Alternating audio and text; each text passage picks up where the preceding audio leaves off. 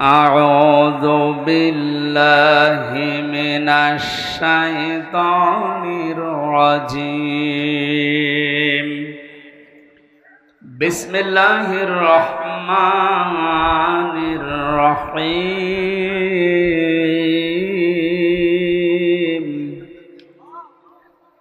يا أيها الذين آمنوا اتقوا الله وكونوا مع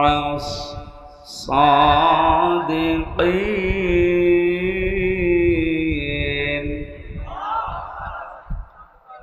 اتقوا الله وكونوا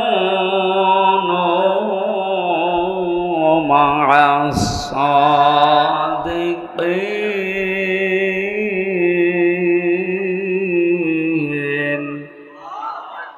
صدقت يا ربنا اللهم صل على سيدنا مولانا محمد وعلى آل سيدنا مولانا আলহামদুলিল্লাহ। বগুড়া জেলার শেরপুর থানার অন্তর্গত Garidaha public school and college ময়দানে দারুস সুন্নাহ মাদ্রাসার উদ্যোগে তাফসীরুল কোরআন মাহফিলের স্বনামধন্য সভাপতি জনাব আলহাজ মোহাম্মদ ওয়াজেদ আলী পরামানিক, মাহফিলের প্রধান অতিথি শাইখুল মাশায়েখ বাংলাদেশ আওয়ামী লীগ শেরপুর উপজেলা শাখার সম্মানিত সভাপতি বিশিষ্ট আইনজীবী আলহাজ অ্যাডভোকেট গোলাম ফারুক আতালাল্লাহু উমরাহু ওয়া বারাকাল্লাহু ফি হায়াতি, বলেন আমিন। মাহফিলের বিশেষ অতিথিবৃন্দ, অনেক মানুষের নাম দিয়েছেন আপনারা। এমনিতেই আপনারা শুনলেন 11:30টার পরে আর কারেন্ট থাকবে না, সেই হিসাবে আমরা খুব সংক্ষেপে নির্ধারিত বিষয়ের উপরে আলোচনা করার জন্যে সব বাদ দিয়ে দিলাম। ওয়ারাফা'না লাকা যিকরাক। এ বগুড়া নাটোর এলাকায় আসলে কোরআনের মহব্বতে যে মানুষগুলো এগিয়ে আসে, আমার বিশ্ববিদ্যালয় কুষ্টিয়ার শ্রদ্ধাভাজন বড় ভাই, আপনাদের এ পাশের জেলা নাটোরের সন্তান আলহাজ মাওলানা বজলুর রশিদ মিয়া সাহেবের ছোট জামাতা মাওলানা আব্দুল বারী রশিদি ভাই, তার হায়াতে তাজ্জেবা সিহাতে কল্লিয়া কামনা করছি। উপস্থিত আছেন এলাকার সন্তান মাওলানা রেজাউল করিম ফারুকি ভাই সহ নামনা জানা অন্যান্য ওলামা ইকরাম, সম্মানিত উপস্থাপক ভাই, সামনে বসা মুসলমান ভাইরা, পর্দার আড়ালের সম্মানিতা মা এবং বোনেরা, প্রশাসনের ভাইরা, প্রাণ প্রিয় বগুড়াবাসী, দল মত নির্বিশেষে কোরআনের এই অনুষ্ঠানে আখিরাতের পুঁজি তৈরি করার জন্য যারা এসেছি, বলেন আলহামদুলিল্লাহ। বিশ্বনবী জানিয়েছেন কোরআন কারিমের জন্য যে সময়টুকু মানুষ দুনিয়ায় ব্যয় করবে, মরণের পরে ওই সময়ের ওই সম্পদের হিসাব আল্লাহ নেবেন না। হাদিস অনুযায়ী আমরা যদি আমল করতে পারি, আমাদের জীবন, আমাদের সম্পদ দুনিয়াতে যতটুকু পেয়েছি এটা যেন কোরআনের পেছনে ব্যয় হয়।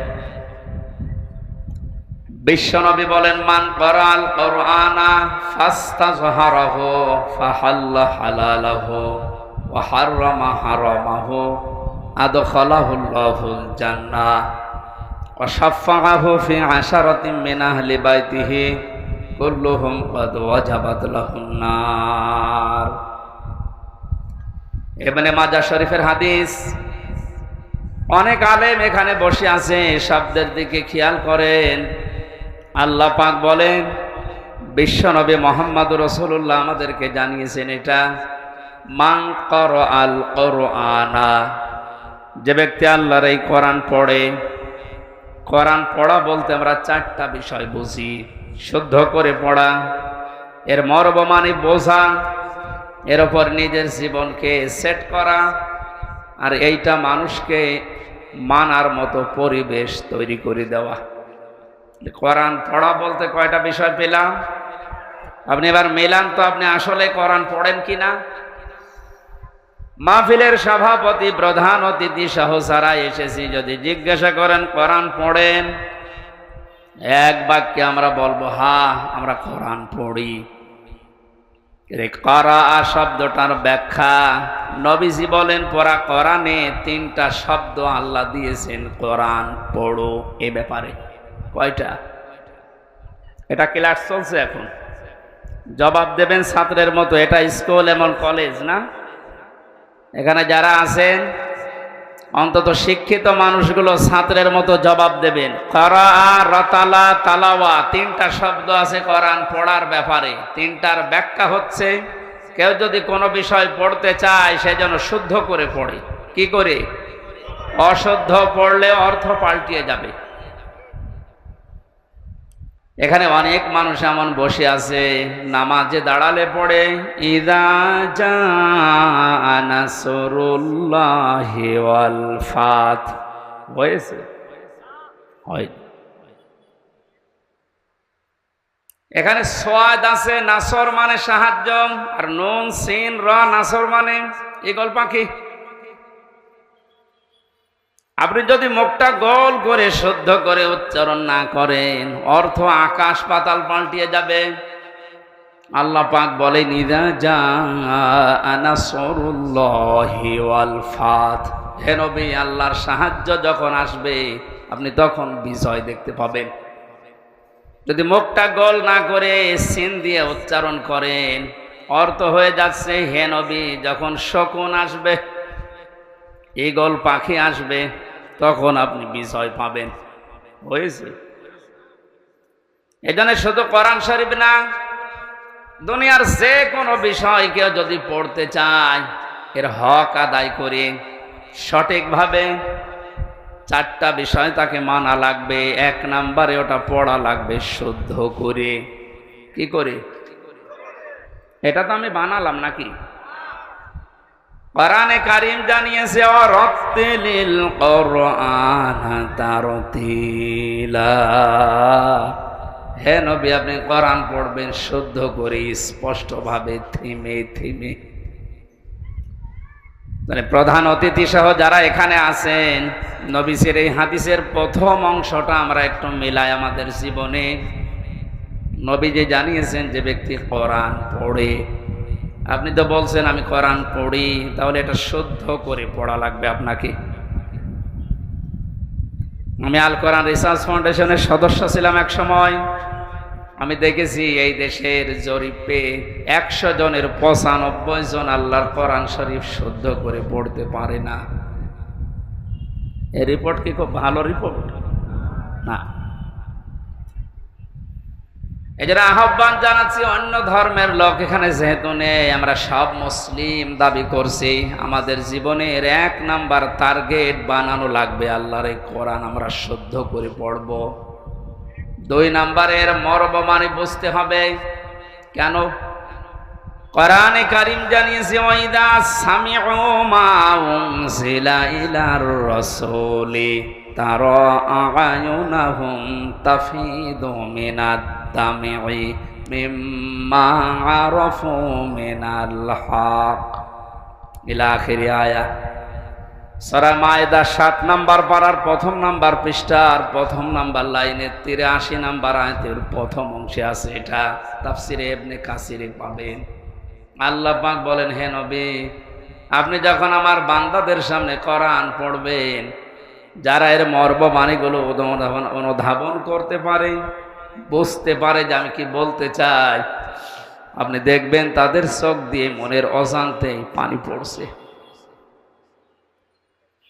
কোরআনের আলোচনায় সবার চোখে পানি আসবে না, এটা বোঝার মতো যোগ্যতা আপনার থাকা লাগবে। এই জন্য কোরআন যদি কেউ হক আদায় করে পড়তে চায়, মাস্ট বি তাকে এটা বোঝার চেষ্টা চালাতে হবে। চারবার আল্লাহ এই ঘোষণা আমাদেরকে কোরআনে শোনাচ্ছেন, ওয়ালাকাদ ইয়াসসারনাল কোরআনা লিযিকরি ফাহাল মিন মুদ্দাকির। অবশ্যই আমার এই কোরআনকে আমি বোঝার জন্যে, পড়ার জন্যে এটা মানার জন্য সহজ করে দিয়েছি। কেউ কি আসো এখান থেকে শিক্ষা নেওয়ার জন্য? ও বগুড়াবাসী, আমরা আজকে থেকে আল্লাহর এই আফসোস আর থাকতে দেব না। যতদিন জীবন আছে কোরআন বুঝে মরার চেষ্টা করব ইনশাআল্লাহ। 3 নম্বরে শুধু না, এটা আমাদের বোঝার চেষ্টা চালাতে হবে। কিচ্ছু লাগবে না, আপনি খেয়ে ফেলেন, নষ্ট হবে। আমার কাছে কিচ্ছু দেবেন না, আর এখানে কথা বলবেন না। আবার কারে চা দিচ্ছেন আপনি? পেছনে যে কয়জন আছে দিয়ে শেষ করে দিন, তাড়াতাড়ি করুন। একটা ক্লাস চলছে আর উনি চা খাওয়াচ্ছে। সবাইকে চা দেন, দেন। হ্যাঁ, তাড়াতাড়ি করেন, ডিস্টার্ব করলে কিন্তু বোঝাতে পারবো না। এটাকে আমি আর কি মারছি? ক্লাস চলে বিশ্ববিদ্যালয়ে, আমরা দেখি 40 থেকে 45 মিনিট। আমরা 1 ঘন্টা ক্লাস যদি নেই, 1 ঘন্টা ক্লাস নিলে কমপক্ষে 20 ঘন্টা পড়া লাগে। এটাতে আর কি মারা ক্লাস চলছে নাকি? এক ছাত্র এসে স্যারের কাছে বলছে, স্যার হয় ছুটি দেন নাই আমি গেলাম। ছুটি দেন নাই আমি গেলাম মানে? রাইট। তার রোল নাম্বার কত? 82। 82 মানে ক্লাসে ছেলে মেয়ে কয়টা? 82টা। 82টা ছেলে মেয়ে, ওর রোল নাম্বার কত? খুব ভালো ছাত্র, ওর জীবনে কোনো এম আছে, কোনো উদ্দেশ্য আছে? শুধু আসে, এটা আনন্দ ভর্তি করে চলে যায়। আপনার কি ওই রকম ছাত্র নাকি? আজকে যখন এসেছেন এই প্রচন্ড গরমে কষ্ট স্বীকার করে, অন্তত 1টা ঘন্টায় যেন কিছু বাড়ি নিয়ে আমল করার জন্য যেতে পারে। আমি যে শব্দগুলো বোঝাচ্ছি খুব কঠিন কঠিন শব্দ, এতদিন আপনি শোনেননি। কোরআন পড়ার ব্যাপারে কয়টা শব্দ আছে আপনি জানতেন না? তাহলে কোরআন যদি কেউ বলে আমি কোরআন পড়ি, তার শর্ত মানা লাগবে কয়টা? 1 নম্বরে শুদ্ধ করে, 2 নম্বরে বুঝতে হবে, 3 নম্বরে যে বুঝবে ওই বিষয়ের উপরে তার বাস্তব জীবনে আমল করা লাগবে। এটাই ঝামেলা। আমরা জানি না এখানে এমন কেউ নেই যে টাকা ছেড়ে রাখে। যারা টাকা আসে, সুদের এই টাকা নেওয়া হারাম, এ জানে নাকি? হিন্দুও জানে। কথা বলেন না কেন? এটা জানার পরও আমাদের আমল আছে। বলেন, এই যে 1 বিঘা জমি দেয়, 1 লক্ষ টাকা নেয়, 8-10 বছর এটা চাষ করে খায়, যখন ফেরত দেয় তখন 1 লক্ষ টাকায় ফেরত দেওয়া লাগে। এই সিস্টেম আছে না দেশে? এই নাম কি? এগ্রিমেন্ট।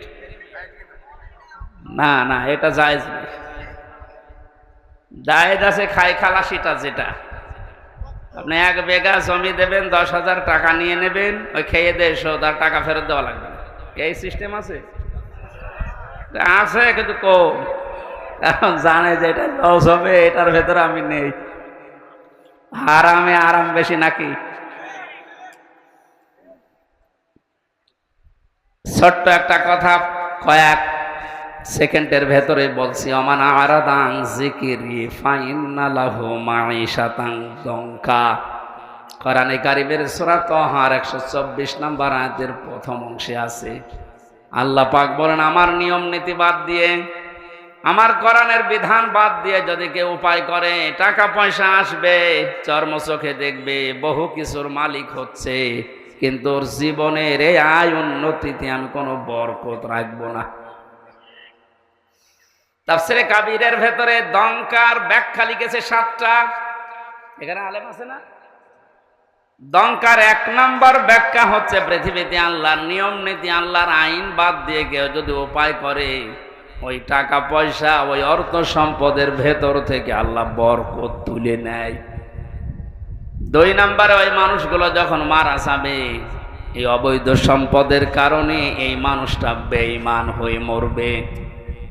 3 নম্বরে, ওই মানুষকে আল্লাহ ওই অবৈধ সম্পদ দুনিয়াতে ভোগ করার সুযোগ দেবে না। এটা যে দেয় না তার বাস্তব মানে দেশে নেই, নাম ধরা লাগবে। কত মানুষ আজ অবৈধভাবে উল্টা পাল্টা করে কামাই করে টাকা রাখার জায়গা নেই, ফ্রিজে রাখে, বালিশের ভেতরে রাখে। এটাও হচ্ছে না, বানাচ্ছে বেগম পাড়া। আপনি ভোগ করতে পারবেন না। যদি এগুলো ভোগ করে যেতে পারেন তাহলে কোরআন মিথ্যা হয়ে যাবে। আর আপনার মতো নাফরমানের জন্য আল্লাহ কোরআন শরীফ মিথ্যা করবে। যেন দুনিয়াতে আপনাকে ওই টাকা ওই সম্পদ ভোগ করার সুযোগ দেবে না, এর আগে আপনি পটল তুলবেন। 4 নাম্বারটা একটু ঝামেলা, এটা বাদ যাক। যারা আল্লাহর নিয়ম নীতি বাদ দিয়ে উপায় করেন সুদ ঘুষ, মানুষের উপরে জুলুম করে ফাঁকি দিয়ে অন্যায় ভাবে যেভাবে উপায় করছেন, আপনার মরণে দৃষ্টান্ত সৃষ্টি হবে দুনিয়ায়, পৃথিবী সাক্ষী হয়ে থাকবে আপনার মরণে। এটাও বেশি বলে ফেললাম নাকি? আপনি কি মনে করছেন আমি সব বানালাম একটা একটা করে? না, যেগুলো বলছি সব আমি পড়ে এসেছি। অবৈধ ইনকামের মানুষকে আল্লাহ দৃষ্টান্ত করে রাখে দুনিয়াতে, তার মরণকে ইতিহাস বানিয়ে রাখে। আপনি এমনি টের পেয়েছেন, আমি জানি। এই জন্য আমরা সাবধান হব। জানি সবাই এটা হারাম, কোরআন থেকে হাদিস থেকে পড়েছি, জানার পরও যে লোকটা মানে না, ওর কোরআন পড়া হয়নি। 4 নাম্বারটা, এটা সবচাইতে বড় ঝামেলা এবং কঠিন। নবীজি বলেন কেউ যদি কোরআন পড়ে এ কথা বলে, সে শুদ্ধ করে পড়বে, সে ওইটা বোঝার চেষ্টা চালাবে, নিজে মানবে, এবং এটা মানুষ যেন মানতে পারে সেই ব্যবস্থা করে দেবে। এটা ঝামেলা না? এটা যদি আজ কেউ করতে চায়, সে সবচাইতে বড় বিপদে আছে এই বাংলাদেশে। আমি কোরআন পড়ি, আমি শুদ্ধ করেই পড়ি, আমি বুঝি, এবং আমি যতটুকু বুঝি অতটুকু মানার চেষ্টা চালাচ্ছি, অসুবিধা নেই। 4 নাম্বারটা, আমি যতটুকু মানি এটা মানুষ যেন মানতে পারে, ওই ব্যবস্থা আমি করে দিতে চাই। এটা কোরআন পড়ার 4 নাম্বার শর্ত। এই কথা বলছেন না কেন? 4 নাম্বারটা কি সহজ না কঠিন? এটা করতে গেলে আজ পদে পদে বিপদ। তাহলে 4টা শর্ত যারা মানে না, ওদের কোরআন পড়া হচ্ছে। জন্মের পর থেকে এটা শুনেছি, কেউ যদি কোরআনের একটা হরফ পড়ে তার নেকি হয় কয়টা? হ্যাঁ, আপনার পড়া তো আবার পড়ার মতো হওয়া লাগবে। আপনি যদি আমার ছোট মেয়ের মতো পড়েন, ওর বয়স 4 বছর, ও তো পড়ে, ওই 1 লাইন পড়তে গেলে 1 লাইনে যদি 10টা শব্দ থাকে 9টা ভুল করে, ওর পড়া হচ্ছে। আপনার পড়াও তো এরকম হয়ে যাচ্ছে। নবীজির হাদিসের প্রথম শব্দ ছিল, যে ব্যক্তি কোরআন পড়ে, তার মানে 4টা শর্ত যারা দুনিয়ায় মানতে পারে ওদের পড়া হয়, আর ওদের প্রতিটি অক্ষরে 10টা করে নেকি হয়। দ্বিতীয় শব্দ ছিল ফাস্তাজহারাহু, কোরআন পড়ে শেষ করে দেয় না, যে ব্যক্তি কোরআনকে ইজহার করার চেষ্টা চালায়। যারা আরবি গ্রামার বোঝে, ফাস্তাজহারাহু এই শব্দের ব্যাখ্যা আমি যত পেয়েছি, আধুনিক ব্যাখ্যা হচ্ছে প্রকাশ করা, ইজহার করা, দাঁড় করানো, স্পষ্ট করা, কায়েম করা, বিজয় করা। কোরআন যারা পড়বে ওই 4টা হক অনুযায়ী এবং কোরআনকে বিজয়ী করার জন্য যারা চেষ্টা চালাবে, এই সংখ্যা বাংলাদেশে কম না বেশি? কম। একটা জরিপ পেয়েছিলাম, এই দেশের 100 জনের 15 জন মানুষ শুধু মন থেকে চায় যে কোরআনে কারিমে দেশে ফাস্তাজহারাহু এটা বিজয়ী হোক, আর বাকি 100 জনের 85 জন শুধু টানা নানায় আছে। দ্বিতীয় পয়েন্টটা হচ্ছে না। 3 নম্বরে কি ছিল?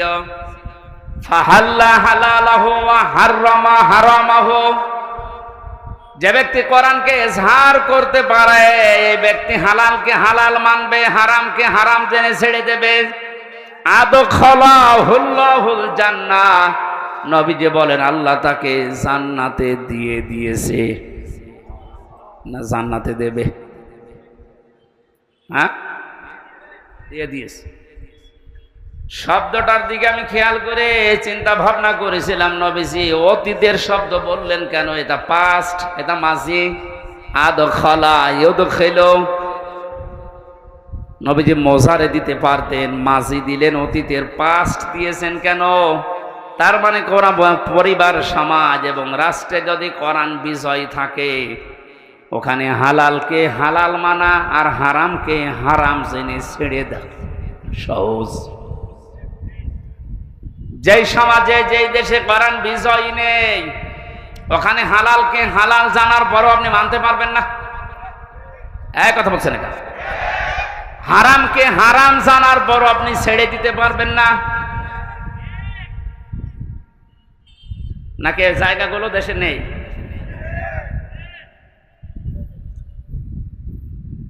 এই জন্য প্রতিটি শব্দের আগে দেখবেন ফা দেওয়া আছে। মান করাল কোরআনা ফাস্তাজহারাহু ফাহাল্লাহালাহু, সব ফা দিয়ে আরম্ভ। ফায়ের ব্যাখ্যা আছে। ফা শব্দটা আরবি গ্রামার অনুযায়ী 19টা অর্থে ব্যবহার হয়। এখানে যে ফা দিয়ে নবী যে বাক্যগুলো আরম্ভ করছেন, প্রতিটির পেছনে লুকিয়ে আছে আগেরটা যদি মানতে পারো পরের ফল দেখতে পাবে।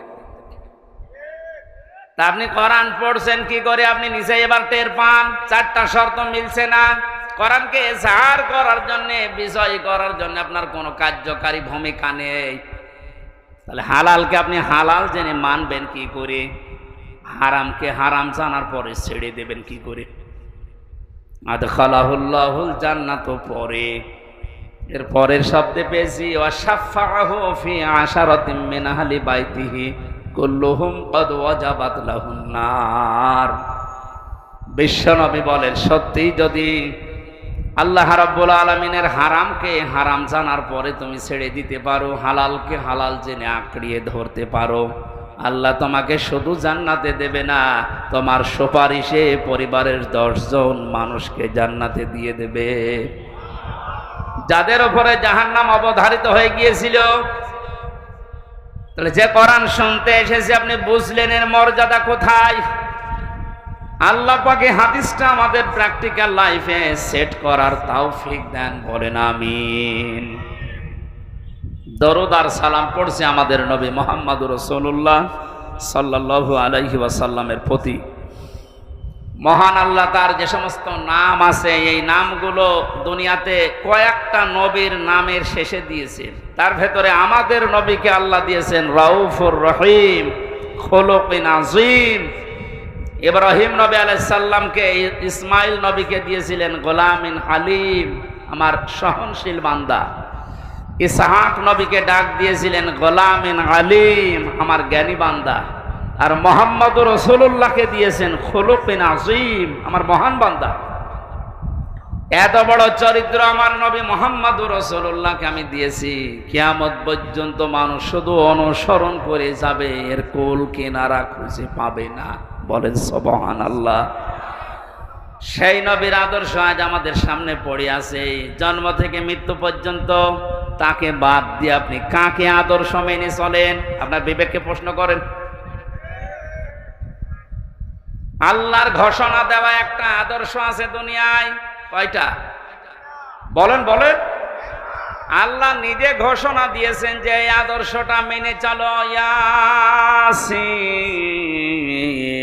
ওয়াল কুরআনিল হাকিম।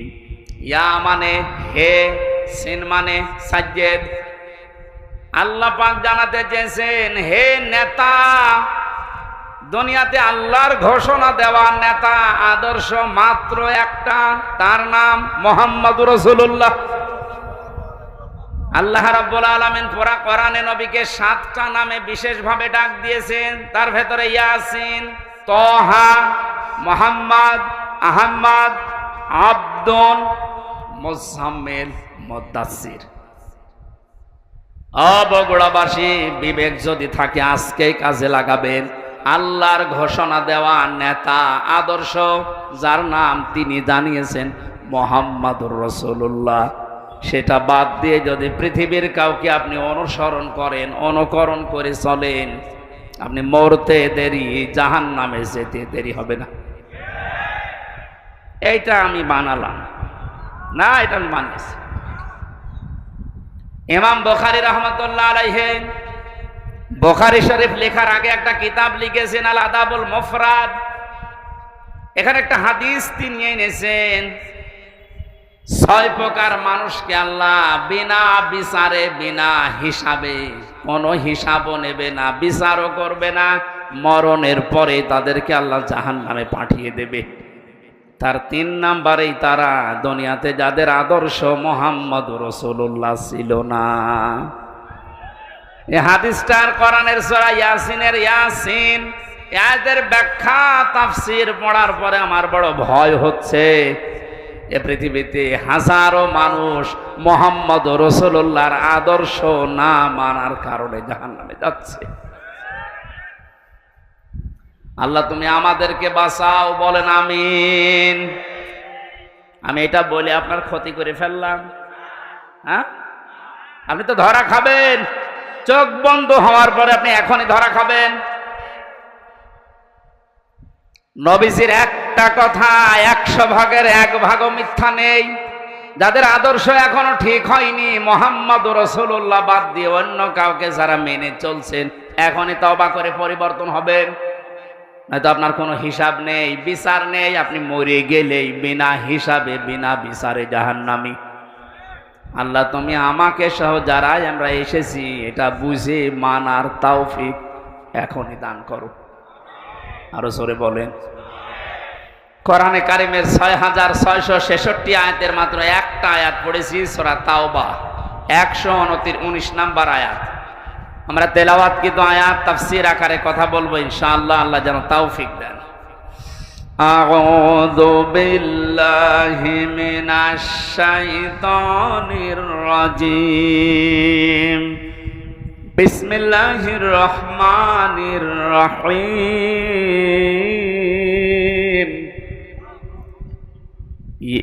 ইয়া আইয়ুহাল্লাযীনা আমানুত্তাকুল্লাহা ওয়া কুনু মা'আস সাদিকিন। আল্লাহর ঘোষণা, ওহে ঈমানদারেরা। আল্লাহ কোন বেঈমানকে ডাক দিয়েছেন এখানে? তাহলে যদি কোনো বেঈমান থাকেন আপনি চলে যান, কারণ আর জন্য না, আপনার জন্য আলাদা আয়াত আছে। বেঈমানের জন্য আল্লাহর ডাক ছিল ইয়া আইয়ুহাল্লাযীনা কাফারু, হে কাফেরেরা, হে বেঈমানেরা। এখানে কোন কাফের আছে? আমরা সব ঈমানদার। আমরা কি? এখন আমার ভেতরে ঈমান আছে কিনা এটা পরীক্ষা করার থার্মোমিটার আছে। সাহাবী প্রশ্ন করলেন, হে নবী আমার ভেতরে ঈমান আছে কিনা আমি কিভাবে বুঝতে পারবো, কিভাবে টের পাবো? আমি তো নামাজ আদায় করি, রোজা রাখি, কাবা শরীফ তাওয়াফ করি। আল্লাহর নবী বলেন, যত 2টা কাজ তোমার ভেতরে দেখতে পাও, ইজা সাররাতকা হাসানাতুকা ওয়া সাআতকা সাজ্জিয়াতুকা। যখন কোনো ভালো কাজ, সমাজ উন্নয়নমূলক কাজ, আল্লাহর পক্ষের, রাসূলের পক্ষের, দ্বীনের পক্ষের কোনো কাজ হয়, ওইটা দেখে যখন তোমার ভালো লাগে, আনন্দ লাগে, আর যখন তোমার অন্যায় কাজ দেখলে কষ্ট লাগে, তখন বুঝবে তোমার ঈমান আছে। ও বগুড়াবাসী, হাদিসটা সামনে রেখে বলেন তো, বাংলাদেশে ভালো কাজ সবার কাছে ভালো লাগে? না না, অন্যায় কাজ সবার কাছে খারাপ লাগে। আপনি নিজেই নিজেকে পরিমাপ করতে পারবেন আসলে আপনার ঈমান আছে কিনা। এখন যদি মনে করেন কি আমি শেরপুর মসজিদের সভাপতি, আমার ঈমান নেই, মানে আপনি তো শেরপুরের সভাপতি, আর আবু জেহেল ছিল কাবা শরীফের সভাপতি, তার হিসাবে আপনার কোনো খবর আছে? শেরপুর বাংলাদেশে কয়জন চেনে? আর কাবা শরীফ সেই জায়গার সভাপতি হয়েও বেঈমান ও জাহান্নামে গেছে, আর আপনি শেরপুরের সভাপতি হয়ে বগল বাজাচ্ছেন যে আমার ঈমান নেই। মানে ভালো কাজ যার কাছে আনন্দ লাগে না, অন্যায় দেখলে যার কাছে কষ্ট লাগে না, সে যেই হোক ওটা বেঈমান। ঈমান আছে কিনা হামজারে জিজ্ঞাসা করা লাগবে, আপনি নিজে টের পাচ্ছেন। সুতরাং ঈমান যাদের আছে, হাদিস অনুযায়ী আল্লাহ পাক তাদেরকে ডাক দিলেন, হে ঈমানদারেরা। আমি আয়াতের তাফসীর পড়তে গিয়ে পেয়েছি, 89 জায়গায় আল্লাহ পাক এই শব্দটা কোরআনে দিয়েছেন। আর যখনই ইমানদারকে তিনি ডাক দেন তখন তার কুদরতি হাত এভাবে উঁচা করে ডাকেন, ইয়া আইয়ুহাল্লাযীনা আমানু। জোরে বলেন আল্লাহু আকবার। 89 জায়গায় আল্লাহ ডাক দিয়েছেন, তার ভেতরে এইটা একটা, ইত্তাকুল্লাহ, আমি আল্লাহকে ভয় করো, আকুনু মা'আস সাদিকিন, আর সত্যবাদী যারা তাদের সঙ্গে থাকো। এই আয়াতের নির্দেশ দুইটা। কয়টা? আল্লাহকে ভয় করো, সত্যবাদী যারা আছে তাদের সাথে থাকো। বোঝা হয়ে গেছে না? আল্লাহুম্মা আমিন। না মানে আপনি বলছেন বোঝা হয়ে গেছে। এবার আসেন তো এই দুইটা শব্দের ব্যাখ্যায় যায়। কোন আয়াত থেকে যদি কেউ তাফসির শুনতে চায়, করতে চায়, তাফসিরে মাজহারি আল্লামা সানাউল্লাহ পানিপতি রহমতুল্লাহ আলাইহি লিখেছেন, কেউ যদি কোরআনে কারিমের কোন আয়াত থেকে কথা শুনতে চায়, কমপক্ষে 5টা বিষয় থেকে তাকে আগে কথা শোনা লাগবে। 1 নম্বরে শুদ্ধ তেলাওয়াত, যেটা করলাম। 2 নম্বরে যেই ভাষায় কথা বলে ওই ভাষায়, মাতৃভাষায় অর্থ, এই যে শুনলাম। 3 নম্বরে ওই আয়াতের ঐতিহাসিক প্রেক্ষাপট, শানে নজুল যেটা বলা হয়, ব্যাকগ্রাউন্ড, এটা আমি বলবো এখন। 4 নম্বরে আয়াতের বাস্তব শিক্ষা দেওয়া লাগবে। ওই মান ধাতা বলে কি হয়েছে এগুলো বাদ দে, এখন বাস্তবতা অনুযায়ী আয়াত আমাদেরকে কি দিতে চায় এই শিক্ষাগুলো জনগণের সামনে দেওয়া লাগবে। 5 নম্বরে আয়াত থেকে যে শিক্ষাগুলো পাবে ওইগুলো নিয়ে বাড়ি যে আমল করবে। আমরা 2টা করে ফেলেছি, শুদ্ধ তেলাওয়াত আর মাতৃভাষায় অর্থ। যেহেতু এটা সূরা তাওবার আয়াত, কোন সূরা বলেন বলেন? 129টা আয়াত আছে, মাত্র একটা আয়াত পড়েছি, 119 নম্বর আয়াত। তাওবা শব্দের শাব্দিক অর্থ আমরা অনেকেই মনে করি তাওবা মানে আস্তাগফিরুল্লাহ রাব্বি মিন কুল্লি যামবি ওয়া আতুবু ইলাইহি, হয়ে গেল। তাওবা আর ইস্তেগফার এই দুইটা কিন্তু এক না, এই দুইটা শব্দ আলাদা, মাজদারও আলাদা। কথা বুঝতেছেন? তাওবা আর ইস্তেগফার, কেউ যদি ইস্তেগফার করতে চায় সব সময় আপনি করতে পারবেন, কিন্তু তাওবা আস্তাগফিরুল্লাহ আস্তাগফিরুল্লাহ আস্তাগফিরুল্লাহ বললেই তাওবা হয় না। তাওবা করার জন্য কমপক্ষে মানুষের জীবনে 3টা বিষয় মানা লাগে।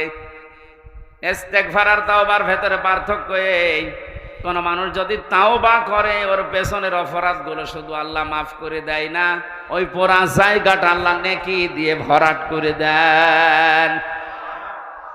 এখানে যারা এসেছি আজকে আমরা শুধু ইস্তেগফার না, তাওবা করার মতো তাওবা করে বাড়ি যাব। পেছনের অপরাধগুলো শুধু যেন মাফ হয়ে না যায়, ওই জায়গাটা যেন আল্লাহ নেকি দিয়ে ভরাট করে দেয়। বলেন আমিন। 1 নম্বরে যদি তাওবা কেউ করতে চায় তাকে বলা লাগবে, আল্লাহ আমি অপরাধী, আমি। এই স্বীকৃতিটা এই পৃথিবীতে মানুষ দিতে চায় না। দেখবেন এই দেশে হাতে নাতে ধরা পড়ার পর স্বীকার করে না। না, তদন্ত করা লাগবে। তদন্ত 7 দিন সময় দিয়েছে যাদেরকে, ওদেরকে মাল মশলা মেরে ওর মুখ বন্ধ করে দেয়। আপনি যদি সত্যি তাওবা করতে চান সে যে কোনো বিষয়ে, আপনাকে প্রথমে স্বীকৃতি দেওয়া লাগবে ওই অপরাধের জন্য, ওই গুনার জন্য স্বীকার করা লাগবে যে হ্যাঁ আমি এই কাজ করেছি, আমি অপরাধী। এখন প্রশ্ন হচ্ছে আপনি স্বীকার করবেন কার কাছে? না না, আপনি শুনছেন না। অপরাধ করেছেন যার কাছে, স্বীকার করবেন তার কাছে। আপনি বিনা কারণে আমার মুখের উপর একটা থাপ্পড় দিলেন আর কাবা শরীফের গিলাফ ধরে বলছেন আস্তাগফিরুল্লাহ, হে আল্লাহ আমারে মাফ করে দাও, কিয়ামতের আগে মাফ পাবেন না। কারণ আপনি তো আল্লাহর গালে থাপ্পড় দেননি, দিয়েছেন আমার গালে। আগে আমার কাছে স্বীকার করেন যে হামজা ভুল হয়ে গেছে।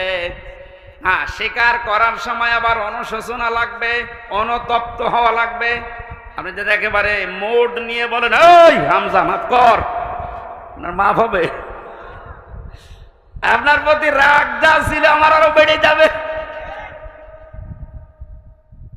আমি আবার বলছি দ্বিতীয় পয়েন্টটা, তাওবা যদি কেউ সত্যি করতে চায়, ওই মানুষটা অপরাধ করবে যার কাছে, স্বীকার করবে তার কাছে। আপনি অপরাধ যদি আপনার স্ত্রীর কাছে করে থাকেন, অবশ্যই স্বীকার করবেন স্ত্রীর কাছে, এটা কোনো দোষের কিছু না। স্ত্রীর কাছে দোষ করেছে আর শ্বশুরের কাছে বলছে শ্বশুর আমারে মাফ করে দেন, হবে না। বিনা কারণে আপনি আমাকে পুলিশের হাতে তুলে দিলেন, আমি কিছুই জানি না ওই বিষয়ে, আর আপনি মাফ চাচ্ছেন মসজিদে নামাজ পড়ে, কিয়ামতের আগে মাফ পাবেন না। এইটা মনে হয় এই এলাকায় আছে। আমার ভাইরা এই জন্য তাওবা, বিভিন্ন পীরের দরবারে গেলেই বলে তাওবা করো, আস্তাগফিরুল্লাহ। এটা তার বাক্য, শর্ত আপনাকে মানা লাগবে, স্বীকৃতি দেওয়া লাগবে যে আল্লাহ আমি অপরাধী, অপরাধ করেছেন যার কাছে স্বীকার করবেন তার কাছে। 2 নম্বরে অনুতপ্ত হয়ে অনুশোচনা নিয়ে। 3 নম্বরে জীবনে এই কাজ আমি আর কোনোদিন করব না, জীবনের মতো ফিরে আসলাম। এই 3টার শর্ত যদি কেউ মেনে নিতে পারে, আল্লাহ পাক বলেন ওর পেছনের অপরাধ শুধু মাফ হবে না, ফাউলাইকা ইউবাদদিলুল্লাহু সাইয়্যাতিহিম হাসানাত। ওর পেছনের পুরা অপরাধ আল্লাহ মাফ করে দিয়ে পুরা জায়গাটা নেকি দিয়ে পাল্টিয়ে দেবেন। বলেন সুবহানাল্লাহ। সূরা তাওবা থেকে যখন কথা শুনছি, আল্লাহ এই তাওবা যেন আমাদের নসিব করেন। এবার আমরা ব্যাখ্যায় যাচ্ছি। আল্লাহ পাক ঈমানদারকে ডাক দিয়ে তাকে ভয় করার জন্য আহ্বান জানিয়েছেন, আদেশ দিচ্ছেন। এখন ভয় কি? জন্মের পর থেকে শব্দটা আমিও শুনছি যে আল্লাহকে ভয় করো, আল্লাহকে ভয় করো। কি এটা কি? তাকওয়ার যে ব্যাখ্যাগুলো আমরা বলি, আধুনিক ব্যাখ্যা হচ্ছে যে যেই বিষয়ে কাজে আছে ওই বিষয়ের জ্ঞান অর্জন করে প্রশিক্ষণ নিয়ে ওই কাজ আঞ্জাম দেওয়ার নাম হচ্ছে তাকওয়া।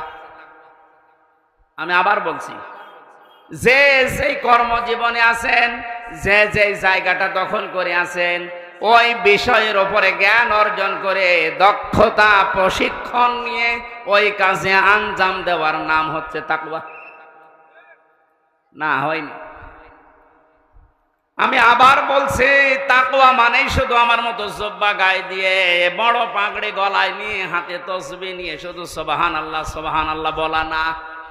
তাকওয়া মানে যে যেখানে আছেন ওই জায়গায় ওই জায়গার জ্ঞান অর্জন করে, দক্ষতা প্রশিক্ষণ নিয়ে দক্ষতা অর্জন করে ওই কাজ আঞ্জাম দেওয়ার নাম তাকওয়া। এটা যদি আজ বাংলাদেশে থাকতো, আমরা অনেক উপরে চলে যেতাম।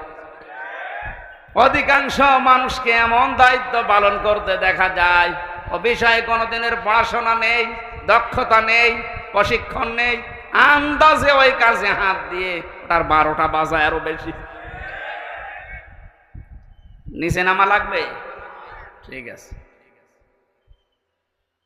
তাকওয়ার দ্বিতীয় ব্যাখ্যা হচ্ছে আল্লাহর নিষিদ্ধ কাজগুলো জানার পরে শুধু ছেড়ে দেওয়া না, ঘৃণা করে ছেড়ে দেওয়ার নাম তাকওয়া। কথা বুঝতেছেন? আল্লাহ আমাদেরকে তাকওয়া অর্জন করার মাধ্যমে 9টা উপকার করতে চেয়েছেন। দুনিয়াতে কেউ যদি তাকওয়াবান হতে পারে, তাকওয়া মানে কি শুধু জুব্বা গায়ে দেওয়া, শুধু জিকির করা? যেখানে সেই কাজে আপনি হাত দিয়েছেন, হ্যাঁ আপনি লেবার, কোনো অসুবিধা নেই, আপনি গাড়ি সারেন মনে করেন, গাড়ির মিস্ত্রি, ওই বিষয়ের উপরে লেখাপড়া করে, ওই বিষয়ে প্রশিক্ষণ নিয়ে দক্ষতা অর্জন করে ওই কাজকে সুচারুরূপে আঞ্জাম দেওয়ার নাম কি? আরো জোরে বলেন। আর চাইনার দিকে তাকান, দিন দিন উন্নতি এমনি করছে, এইটা থাকার কারণ। ওরা যে যে বিষয়ের উপরে দক্ষতা অর্জন করে লেখাপড়া, আমি জেলে যখন ছিলাম 3টা বছর, কয়েকজন চাইনিজ আমার সাথে ছিল। ওরা কি টাকা পয়সার ঝামেলার কারণে ধরা পড়েছিল আর দিয়েছে আমার পাশের রুমে। ভাষা তো বুঝতাম না, কিন্তু কর্মদক্ষতা, ওদের যে কাজ কারবার ভেতরে এত বুদ্ধি, জীবনে কোনোদিন কল্পনাও আসে নাই যে এই পানির বোতল দিয়ে এই কাজ করা যায়। ও ছাতা ওইটা করে দেখাচ্ছে। তো এই বিষয়ের ওপর ওদের লেখাপড়া আছে, কর্মদক্ষতা আছে এবং প্রশিক্ষণ নিয়েছে, এই জন্য দিন দিন ওরা উপরে উঠতেছে। আজ আমরা ওদের মতো যদি তাকওয়াটা বুঝতাম আর বাস্তবে কাজে লাগাতাম, আমার মনে হয় যে ষড়যন্ত্র কয়েকদিন আগে প্রধানমন্ত্রী শেখ হাসিনা যে আশঙ্কা করেছে বাংলাদেশ নিয়ে, পার্বত্য চট্টগ্রামের কয়েকটা জেলা, মায়ানমারের কিছু অংশ আর ইন্ডিয়ার কিছু অংশ নিয়ে সাদা চামড়ার যারা আছে তারা কিন্তু গোপন আন্দোলন চালাচ্ছে। এটা একটা স্বাধীন খ্রিস্টান রাষ্ট্র ঘোষণা দেবে। প্রধানমন্ত্রী 14 দলের সাথে গোপন বৈঠক করে যে কয়েকটা কথা শেষের দিকে জানিয়েছে, তার ভেতরে এটা একটা। ওনার এই আশঙ্কা যদি সত্যি হয়, আপনি চর্মচোখে দেখবেন এদেশ ভাগ হয়ে সুদানের মতো, দক্ষিণ সুদান, পূর্ব তৈমুরের মতো খ্রিস্টান একটা স্বাধীন রাষ্ট্র এই এলাকায় চলছে। এটা খুব ভালো সংবাদ নাকি? আমাদের কর্মদক্ষতা, তাকওয়ার এই ব্যাখ্যা যেটা আধুনিকভাবে করা দরকার, এটা আমাদের করা দরকার। আল্লাহ আমাদেরকে ওই পর্যায়ে যাওয়ার তৌফিক দেন, বলেন আমিন। যে বিষয়ে আপনার ছেলেটা, আপনার মেয়েটা যে বিষয়ে অভিজ্ঞতা ছোটকাল থেকে দেখবেন, যেদিকে মন আছে, ওই বিষয়ে আপনি তাকে তুলে দিন। সবাইকে আলেম হওয়া লাগবে, সবাইকে ইঞ্জিনিয়ার হওয়া লাগবে না। যে বিষয়ের দিকে যেতে চায়, ধাবিত হতে চায়, ভালোবাসে, ওই বিষয়ে যেন জ্ঞান অর্জন করার জন্য রাস্তা পায়, তাকে ব্যবস্থা করে দেন। ও কর্মদক্ষতা অর্জন করে ও প্রশিক্ষণ নিয়ে ওই কাজকে সুচারুরূপে আঞ্জাম দিতে থাকলে দুনিয়া এবং আখেরাত দুইটাই আমাদের জন্য সফল হবে ইনশাআল্লাহ।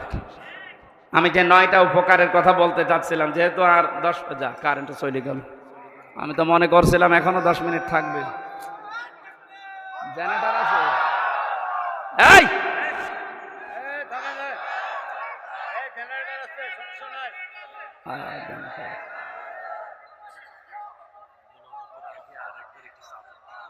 বারবার ঝামেলা করে বলছে, কিন্তু একবার এতক্ষণ সময় নিলেন আবার। সুবহানাল্লাহ আলহামদুলিল্লাহ লা ইলাহা ইল্লাল্লাহ, সুবহানাল্লাহ আলহামদুলিল্লাহ লা ইলাহা ইল্লাল্লাহ, লা ইলাহা ইল্লাল্লাহ মুহাম্মাদুর রাসূলুল্লাহ। আল্লাহুম্মা সাল্লি আলা সাইয়্যিদিনা মাওলানা মুহাম্মাদ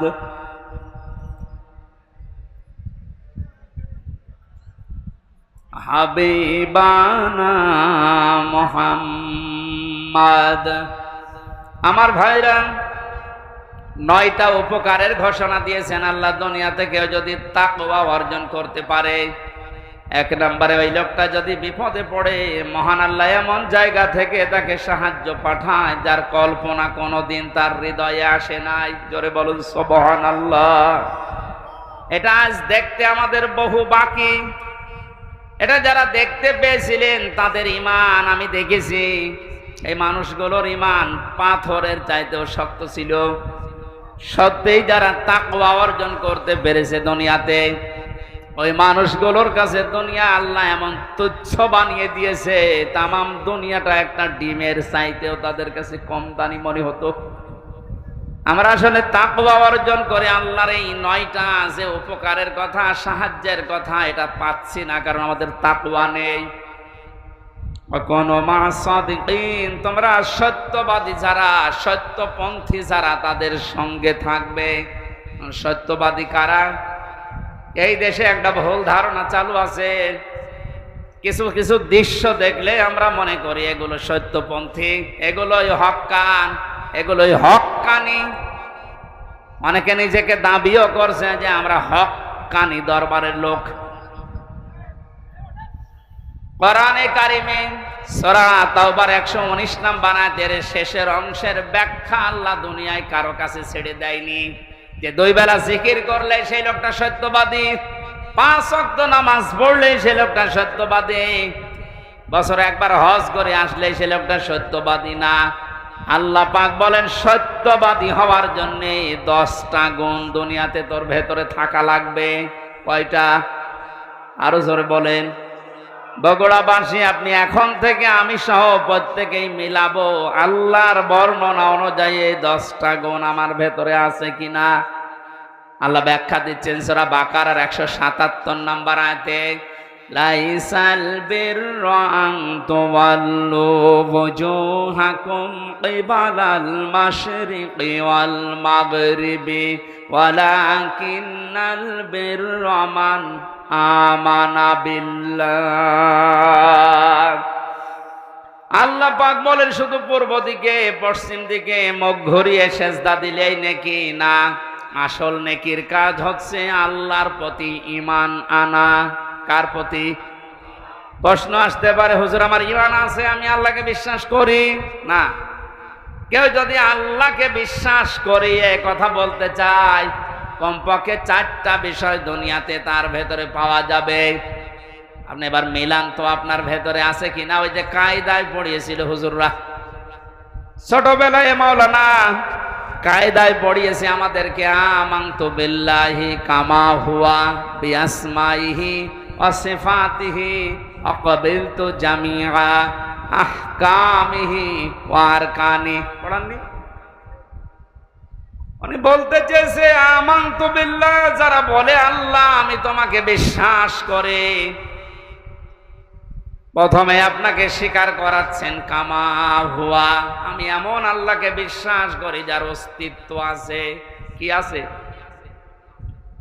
পৃথিবীর অন্যান্য ধর্মের লোকদের সাথে আমাদের মিল নেই, এই কারণে আমরা এমন আল্লাহকে বিশ্বাস করি যার অস্তিত্ব আছে, যার নাম আছে বিআসমাইহি, শুধু নাম না, তার নামের গুণাগুণ আছে, কার্যকারিতা আছে।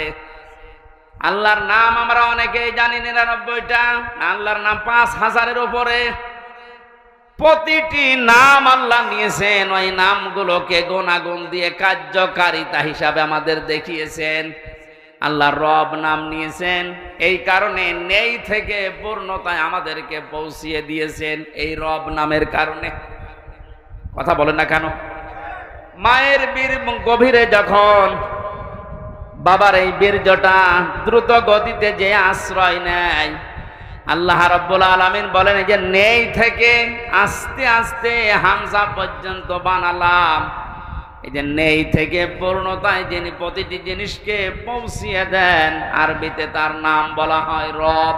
এই নামটা আল্লাহ নিয়েছেন, এই কারণে হামজা এখানে বসে আছে। আমার বাবার স্ফলিঙ্গ দিয়ে দ্রুত গতিতে আমার মায়ের রেহেমের ভেতরে যে পানিটা গিয়েছিল, বিজ্ঞান এখন দেখাচ্ছে ওই 1 ফোঁটা নাপাক পানির ভেতরে 40,000 হামজা তৈরি হওয়ার ক্ষমতা ছিল। হয়তো 40,000 ওই পর্যন্ত তৈরি হয়ে দুনিয়ায় আসতে পারত, কিন্তু কেউ পর্যন্ত যেতে পারেনি। জরায়ের দেওয়ালের সাথে ধাক্কা লেগে অনেকে পড়ে গেছে, অনেকে মারা গেছে। আমি হামজা একা ওই জায়গায় গিয়ে 40 দিনে শুধু পাল্টিয়েছি। আমি নুতফা, মুদগা, আলাকা এগুলো হতে হতে 6 মাসের পরে চামড়া দিয়ে, বডি দিয়ে স্ট্রাকচার তৈরি করে আমার ভেতরে আল্লাহর রূহ দিয়ে একটা আকৃতি দিয়েছেন। ওয়াল্লাযী ইউসাউবিরুকুম ফিল আরহামি কাইফা ইয়াশা। আল্লাহ পাক বলেন তিনি সে আল্লাহ যিনি মায়ের রেহেমের ভেতরে তোমার এই আকৃতিটা বানিয়েছেন। তোমার মার বাবার পক্ষ থেকে 8টা জিনিস ওই নাপাক পানি দিয়ে আল্লাহ বানিয়েছিলেন। চুল, রগ, হাড় আর পর্দা, রক্ত, গোশত, চর্বি আর চামড়া। আল্লাহ পাক বলেন আমার নাম যে রব, এই কারণে আমি আল্লাহ নিজে 5টা জিনিস তোকে দিয়েছি হামজা।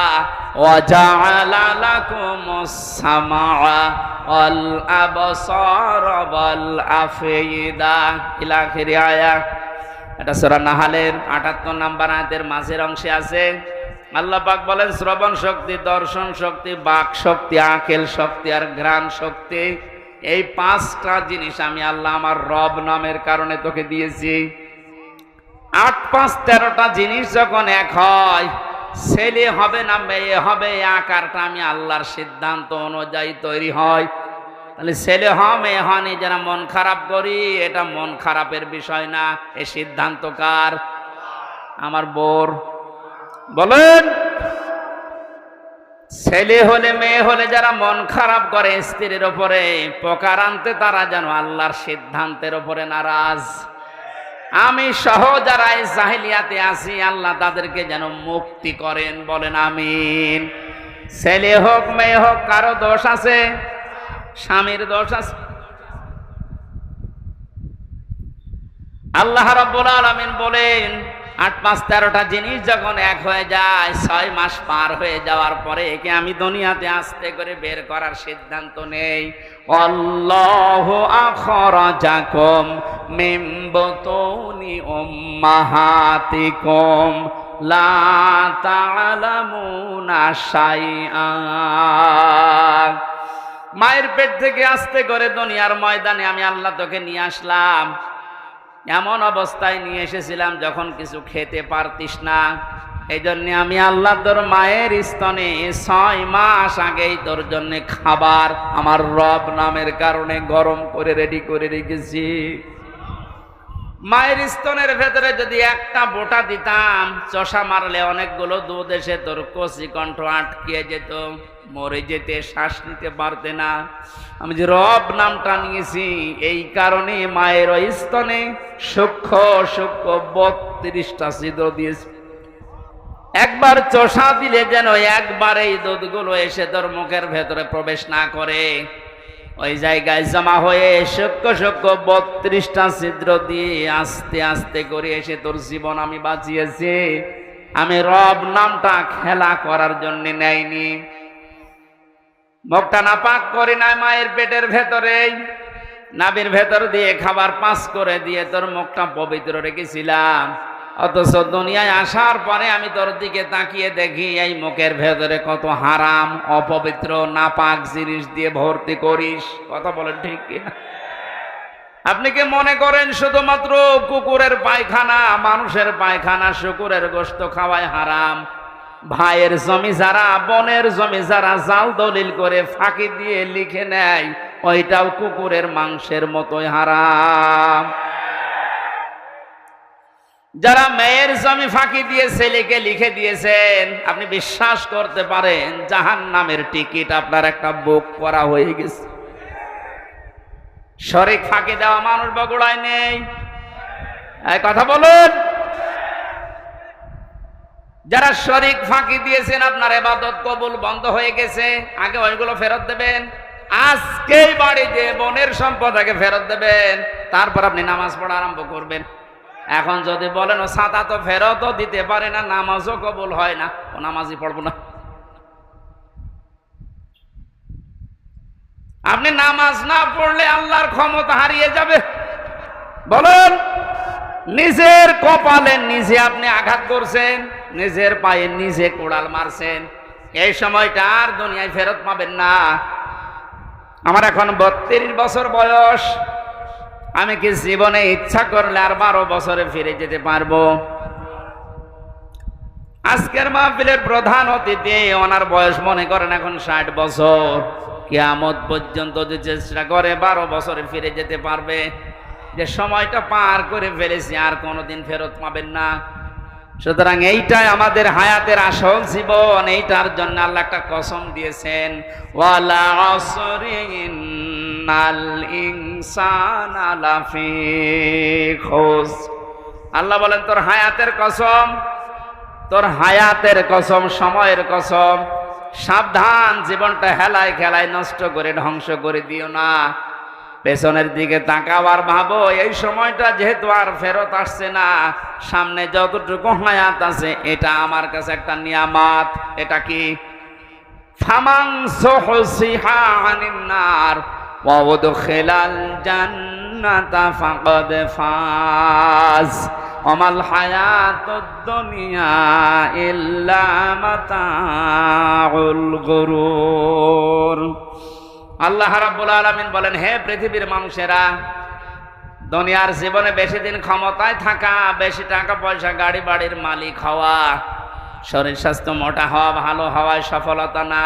সফল মানুষ তো ওইটা যাকে আমি আল্লাহ মরণের পরে জাহান্নামের আগুন থেকে মাফ করে দিয়ে জান্নাতি বলে ঘোষণা দেব, এইটাই সফলতা। আর এটা পাওয়ার জন্য দুনিয়ার জীবনে কি করা লাগবে?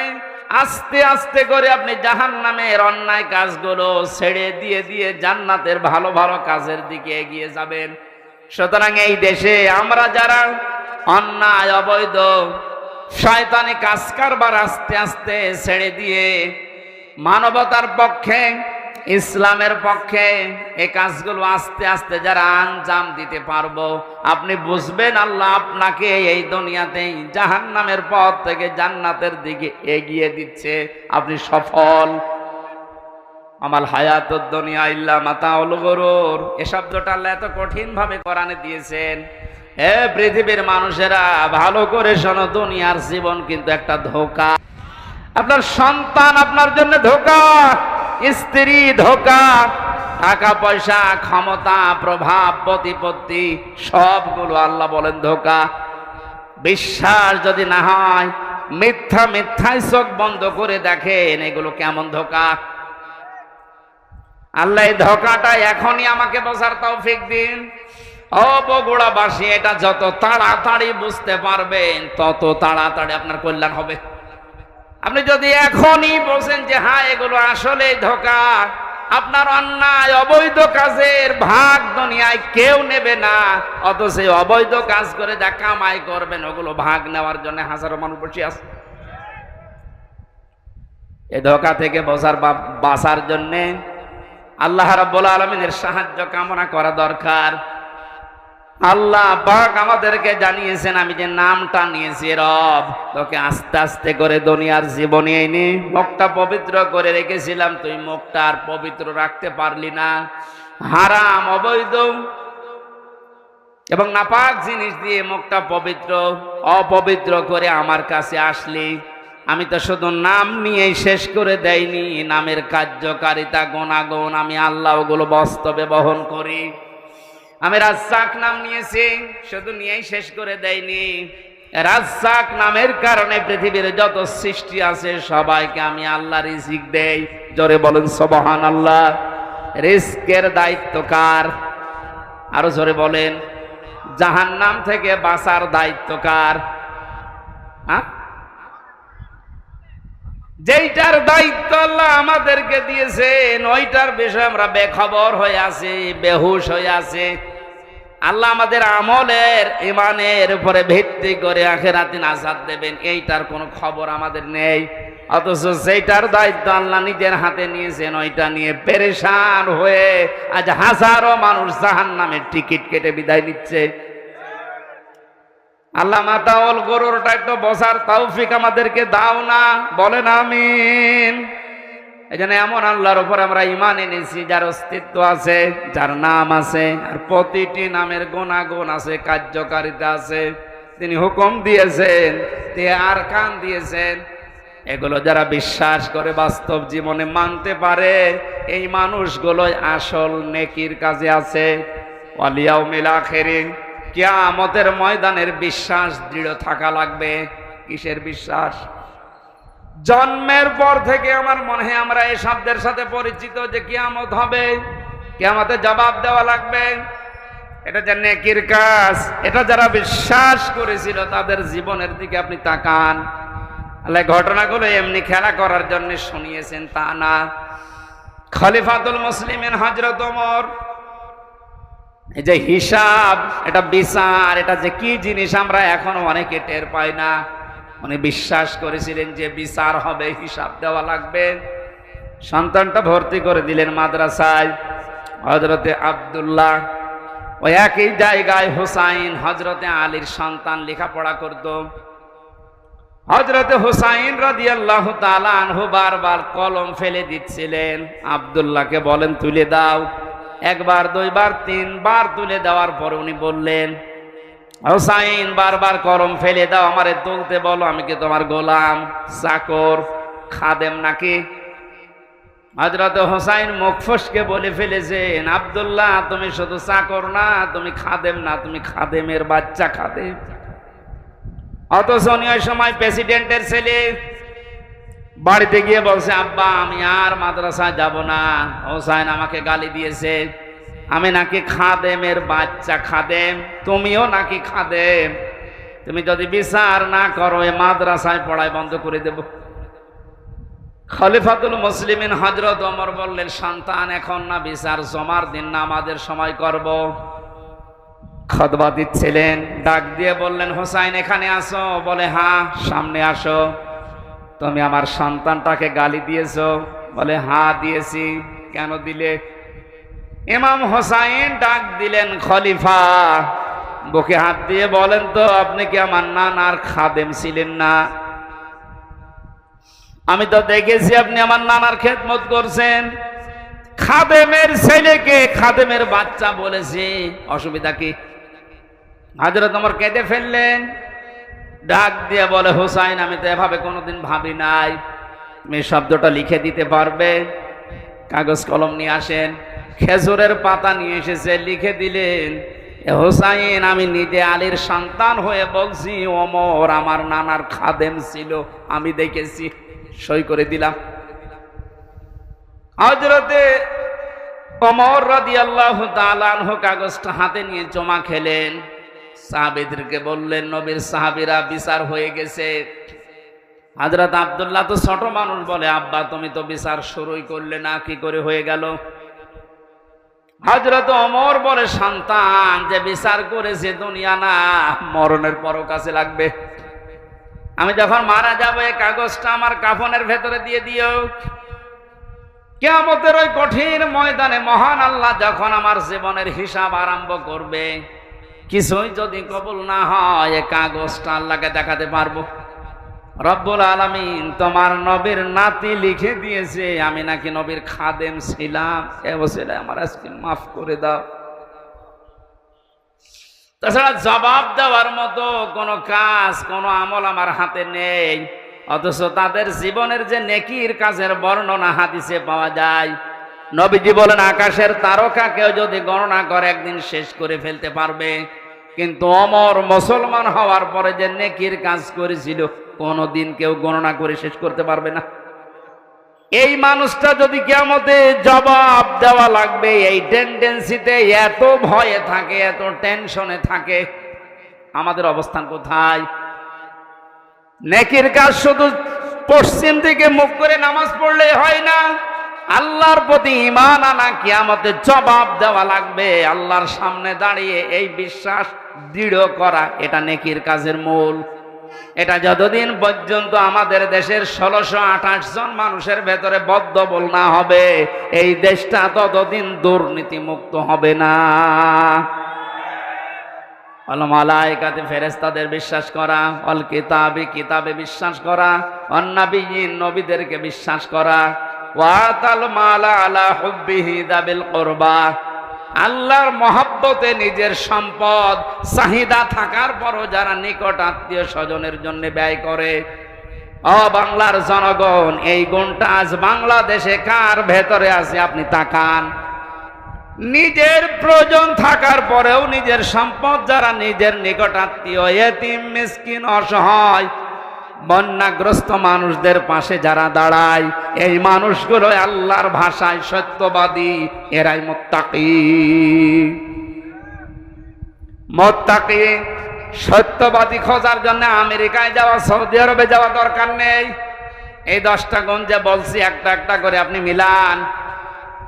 আকামাস সালাতা ওয়া আতাজ যাকাত, দুনিয়ায় যারা নামাজ কায়েম করার জন্য চেষ্টা চালায়, সম্পদ থাকলে যারা যাকাত দিয়ে দেয়, যারা ধৈর্য ধারণ করে বিপদে আপদে মুসিবতে, দুনিয়ায় কোনো বিষয় যদি একবার ওয়াদা দিয়ে ফেলে, জীবন চলে গেলেও তারা ওয়াদা রক্ষা করে। উলাইকাল্লাযীনা সাদাকু ওয়া উলাইকা হুমুল মুত্তাকুন। কোরআনে কারিমের সূরা বাকারার 177 নম্বর আয়াতের শেষে আল্লাহ জানিয়েছেন, এরাই ঈমানের দাবিতে সত্যবাদী, আর এরাই হচ্ছে আমি আল্লাহর নিকটে মুত্তাকি। জোরে বলেন সুবহানাল্লাহ।